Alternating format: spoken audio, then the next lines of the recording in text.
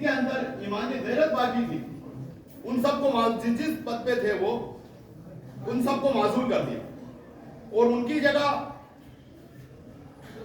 اپنے وفادار گنڈوں کو، لونڈوں کو تخت پہ بٹھایا، گورنر بنا کے بٹھایا.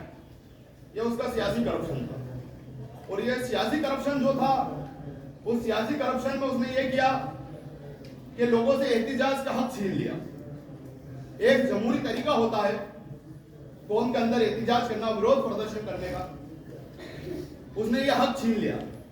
حتیٰ کہ امام حسین رضی اللہ تعالیٰ عنہ کی شہادت کے بعد اہل مدینہ نے احتجاج کیا. آپ کی شہادت کے بعد اس نے فوج بھیج کر مدینہ طیبہ کو تخت و تاراج کر دیا، اور نہ صرف تخت و تاراج کیا بلکہ مسجد نبوی پہ قبضہ کر لیا اور اپنے اونٹ، گھوڑے اور خچر وہ مسجد نبوی میں باندھ دیے. 3 دن تک مسجد نبوی میں اذان معطل کر دی، نماز معطل کر دی، جماعت معطل کر دی. اور اتنا ہی نہیں، جب اس نے اپنی فوج کو بھیجا تو یہ حکم دے کے بھیجا کہ 3 دن کے لیے مدینہ میں تم پہ مباح کرتا ہوں، ہلاک کرتا ہوں، جو چاہے وہ کرو. خون کے دریا بہا دو، لوگوں کو کاٹ دو، مال لوٹ لو، عزتیں لوٹ لو. اور حضور پاک صلی اللہ علیہ وسلم نے ارشاد فرمایا کہ جو شخص مدینہ طیبہ کے لوگوں کو خوف زدہ کرے، جو شخص مدینہ طیبہ کے لوگوں کو خوف زدہ کرے، اس پہ دنیا اور آخرت میں اللہ اور اس کے رسول کی لعنت. 1000 سے زائد میرے پیارے نبی کے شہر کی مقدس اور پاکیزہ خاتون جن کی عصمتیں لوٹی گئی. آج میرا وہ سبجیکٹ نہیں تو بتاتا ہے کہ واقعہ ہررا ہے، تاریخ میں یہ واقعہ ہررا کے نام سے آتا ہے. تقریباً 10,000 لوگ اس میں شہید ہوئے. اس میں کئی جلیل و قدر صحابی تھے، تابعین تھے، صحابہ شہید ہوئے. اور ان کا پورا ایک خطہ مسجد نبوی کے پاس جنت البقیع میں جب آپ جاتے ہیں، حضرت عثمان غنی رضی اللہ تعالیٰ عنہ کے روزے کی زیارت تو بائیں طرف آتا ہے. اس کے بعد کعبہ میں مکہ کے لوگوں نے احتجاج کیا تو اس نے فوج وہاں پر دوڑائی. یہاں مدینہ طیبہ کو تخت و تاراج کر دیا. وہاں پر کعبہ شریف میں منزلوں کو اور تیروں سے آگ لگائی. کعبہ شریف کا غلاف بھی جلا اور کعبے کا کچھ حصہ بھی جل گیا. یہ اس کا سیاسی کرپشن. اس کے بعد اس کا مالی کرپشن تھا، جہاں ایک اصول تھا حضرت عمر فاروق ہوں، حضرت علی رضی اللہ تعالیٰ عنہ ہوں، سارے خلفائے راشدین میں، کہ وہاں تو ایک عام شخص جمعے کی نماز میں یہ بھی بول سکتا تھا کہ مال غنیمت کے اندر جو ایک شال آئی ہے، جو ایک چادر آئی ہے، اس چادر سے ہمارا تو پردہ سلا نہیں. عمر فاروق رضی اللہ تعالیٰ عنہ آپ کو کون سے سیکھا ہے؟ حضرت عمر فاروق رضی اللہ تعالیٰ عنہ نے جواب دیا کہ چادر سب کے حصے میں ایک ایک آئی ہے، لیکن میرے حصے میں جو چادر میرے لڑکے عبداللہ ابن عمر رضی اللہ تعالیٰ عنہ کے حصے میں جو چادر آئی ہے، اس نے یہ چادر مجھ کو دے دی ہے، اس لیے میرا کرتا سلا. ایک یہ نظام تھا. وہاں پر مالی کرپشن تھا.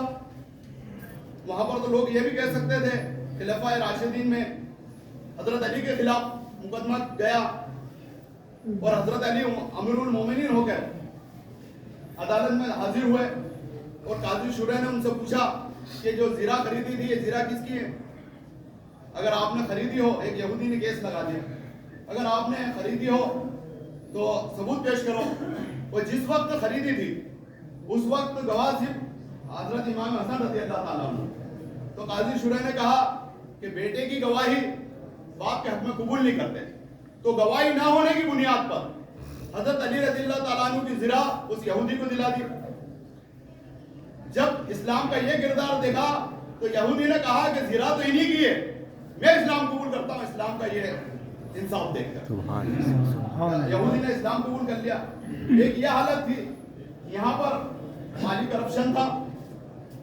قوم کا پیسہ، بیت المال کا پیسہ اپنی مستیوں میں خرچ کیا جا رہا تھا، اپنی عیش و عشرت میں خرچ کیا جا رہا تھا. پوری سلطنت کو اپنی عیش اور عشرت کا نام دے دیا گیا. یہ اس کا مالی کرپشن تھا. اس کا اخلاقی کرپشن، اس کا اخلاقی کرپشن یہ تھا کہ حدود الہیہ کی شرطوں کو اس نے توڑا اپنے محل کے اندر. پہلا شخص بنا وہ حدود الہیہ کو، حرام اور حلال کو توڑنے والا. مالی کرپشن ہوا، اخلاقی کرپشن ہوا. इन तीन ही करप्शन को मिलाकर यजीदिया, जहां पर भी, जिस जगह पर भी, जिसके तर्ज हुकूमत में, जिसके तर्ज जिंदगी में ये चीजें देखो तो समझ लो कि ये वाक़यात यजीदिया है। इन तीनों के लिए हुजूर पाक सल्लल्लाहु ताला अलैहि वसल्लम ने एक हदीस बयान की, मन रा मिनको मुनकरन युगरो बेयदिही फबे लिसानिही फबे कल्बिही ज़ालिका अज़अफुल ईमान, कि जो भी शख्स ये देखे, इन तीन चीजों को देखे, तो उस पर यह फर्ज हो जाता है कि अपनी पूरी ताकत के साथ वो डट जाए, उस निजाम को रोके, जो भी मुनकर पे कायम हो, जुल्म पे कायम हो, दज्र पे कायम हो, चोरी पे कायम हो, माले गनीमत पे की लूट पे कायम हो, मुसलमानों को पैसा खाने पे कायम। अगर ये निजाम नजर आता है तो उस पर यह फर्ज है कि वो अपनी पूरी ताकत के साथ इस पे डट जाए और इस निजाम को रोकने की कोशिश करे। फिर आप सल्लल्लाहु अलैहि वसल्लम ने उम्मत का ख्याल फरमाया कि बहुत से लोग ऐसे होंगे जो डट नहीं सकते, हर किसी के दिल में इतना बड़ा सीना नहीं होता, हर किसी के सीने में इतना बड़ा दिल नहीं होता कि वो डट जाए।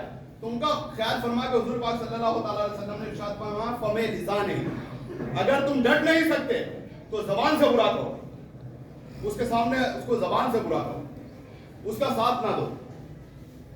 फिर आप लोगों ख्याल फरमाया कि बहुत से लोग ऐसे होंगे जो जबान से भी हक बात कहने की ताकत नहीं रखेंगे, तो उनके लिए फरमाया फवे कि फिर दिल से तो बुरा जानो, उनकी पार्टी ना बनो, उनसे अलायंस ना करो, उनका साथ ना दो, उनसे दूरी रखो। ये इसके लिए फरमाया फसाले का अफअल ईमान, लेकिन ये ईमान का आखिरी दर्जा हो, ईमान का कमजोर कमतर आखिरी दर्जा होगा। अब मेरे को ये बात समझ में नहीं आती कि इंसान ईमान के आखिरी दर्जे में पहुंच गया, फिर बदी के साथ देने के लिए अगर वो खड़ा हो गया, बदी के साथ देने, जुल्म का साथ देने, करप्शन का साथ देने के लिए अगर वो खड़ा हो गया, तो ईमान के किस दर्जे में? या तो माइनस शुरू हो जाता है 10 के बाद, 10, 9, 8, 7, 6, 3, 6, 5, 4, 3, 2, 1, उसके बाद तो फिर माइनस आ जाता है। मेरी समझ में ही नहीं आता कि अगर जो शख्स बदी के साथ खड़ा हुआ वो ईमान के किस दर्जे में होगा।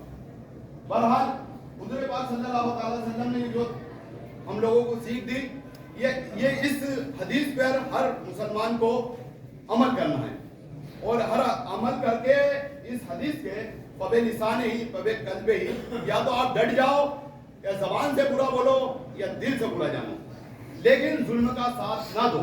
वाक़या करबला हमको ये सिखाता है कि जुल्म के आगे सर न झुके, जुल्म के आगे सर न झुके। और पैगाम करबला क्या है? एक हुर्रियत का लफ्ज आप जानते होंगे, हुर्रियत का मतलब होता है आजादी। बात को खत्म करता हूं कि दौरे हयात आएगी कातिल कज़ा के बाद, मुड़ मुड़ कर देखता है कि वो आज तक जमाना ये कौन दे रहा है आवाज करबला में, कर दिल में मुसलमान शोके तलाश पैदा, ये दफ्न हुर्रियत का एक राज करबला में। वह वक्त तुमसे अपनी तकमील चाहता है जिस दौर का हुआ था आगाज करबला में, यानी ये मुसलमानों गमे दोरा हवा हो जाएगा, करबला तक आ तो जाओ फैसला हो जाएगा। जिन लोगों ने सुना